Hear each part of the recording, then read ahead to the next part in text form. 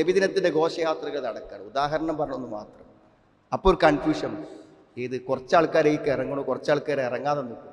കുറച്ച് ആൾക്കാർ ഇതാണ് ഏറ്റവും വലിയ സുന്നത്ത് എന്ന് പറയുന്നു, ഇത് നരകത്തിലേക്ക് കൊണ്ടുപോകുന്ന ബിദ്അത്താന്ന് പറയുന്നു. ഒരു ചെറിയ ചോദ്യം. എന്താ ചെറിയ ചോദ്യം? ഉണ്ടോ? നബി സ്വല്ലല്ലാഹു അലൈഹി വസല്ലമയും സഹാബത്തും അങ്ങനെ ഒരു ദിനം ആചരിച്ചു? റസൂലുള്ളാഹി സ്വല്ലല്ലാഹു അലൈഹി വസല്ലമയുടെ അതേ പ്രായമുള്ള ആളുകൾ, അതേ ദിവസത്തിൽ ജനിച്ച ആളുകൾ ഒരു പക്ഷേ പ്രവാചകന്റെ വഫാത്തിന് ശേഷം ഉണ്ടായിരുന്നല്ലോ.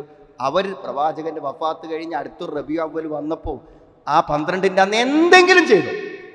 ചിലപ്പോൾ തിങ്കളാഴ്ച നോമ്പിനെ തെളിവ് പിടിച്ചിട്ട് പറയും അന്ന് ഞാൻ ജനിച്ച ദിവസമാണെന്നാ പറഞ്ഞത്. അപ്പോൾ തിങ്കളാഴ്ചക്ക് ഒരു പ്രത്യേകത ഉണ്ട്, പിന്നെ നബി ജനിച്ച ദിവസത്തിന് പ്രത്യേകത ഉണ്ട് എന്ന് പറയും. അപ്പോൾ സുഹൃത്തുക്കളെ, എന്താ നടത്തേണ്ടത്? നബിദിനത്തിൻ്റെ അന്ന് ചോറ് വിളമ്പല്ലല്ലോ, നോമ്പൊൽക്കല്ലേ വേണ്ടത്. അതാണ് തെളിവെങ്കിൽ, പ്രമാണമെങ്കിൽ അതല്ലേ ചെയ്യേണ്ടിയിരുന്നത്. ഇപ്പൊ യാതൊരു പ്രമാണവും 3 നൂറ്റാണ്ടിൽ ഒരാളും നബിദിനം ആഘോഷിച്ചിട്ടില്ല എന്ന് വ്യക്തമായി കഴിഞ്ഞാൽ മാ അന അലൈഹിൽ യൗമ വസ്ഹാബി.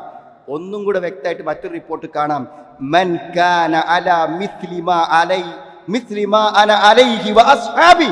ഞാനും എൻ്റെ സഹാബത്തും ഏതുപോലെയായിരുന്നോ അതുപോലെ ആയവർ മാത്രമാണ്, ആ കക്ഷി മാത്രമാണ് സ്വർഗത്തിന്റെ കക്ഷി.